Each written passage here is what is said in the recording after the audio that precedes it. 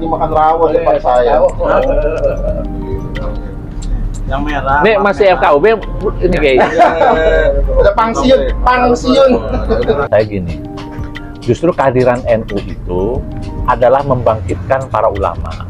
Di mana ulama atau kiai-kiai kampung dulu itu sebelum ada NU itu mereka itu hanya fokus kepada kegiatan pengajian atau majelis taklimnya sendiri. Jadi tidak mau terlibat pada urusan kepentingan sosial masyarakatnya. Misalnya kalau dulu orang ngimamin masjid, habis ngimamin masjid dia pulang ke rumahnya. Udah setelah itu nggak ngurusin apa-apa lagi. Kiai juga begitu, yang punya majelis taklimnya habis ngajar dia pulang ke rumah. Nah, oleh karenanya dengan adanya Nahdlatul Ulama ini kan memberikan peran yang lebih besar seorang kiai atau seorang ulama atau kiai kampung ya misalkan, itu tidak hanya terbatas pada tanggung jawab dia, perannya dia saja pada saat dia mempunyai tugas sebagai imam mushola, tidak gitu loh. Sebagai guru ngaji juga. Sebagai guru ngaji enggak. Justru tanggung jawab sosial masyarakat di sekitarnya itu menjadi tanggung jawabnya. Makanya yang diambil itu adalah seperti ini. Kan banyak kiai-kiai yang punya peran justru membangkitkan ekonomi di situ. Punya peran mensejahterakan masyarakat di situ.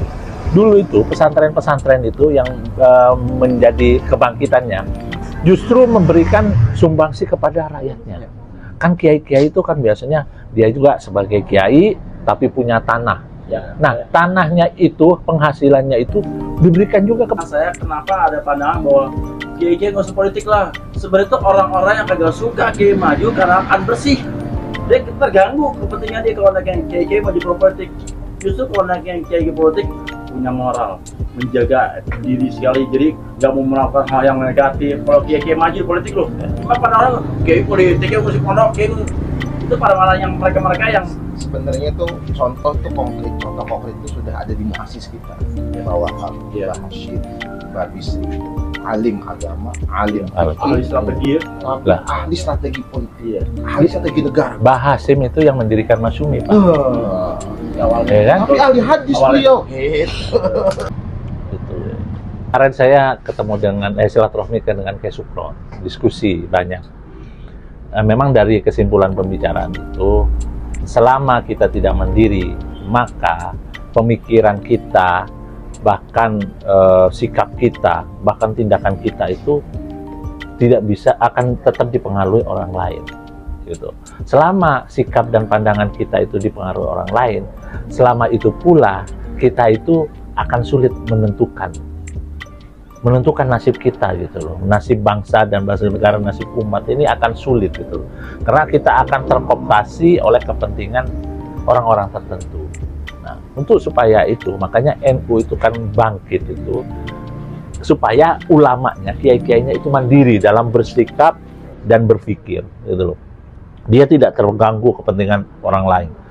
Bahkan waktu itu kekuatan yang paling kuat di Indonesia waktu itu ya Belanda, karena menjajah, habis itu Jepang. Nah, selama kita tergantung kepada Belanda ke Jepang, selamanya kita tidak akan merdeka. Kita akan lanjutkan.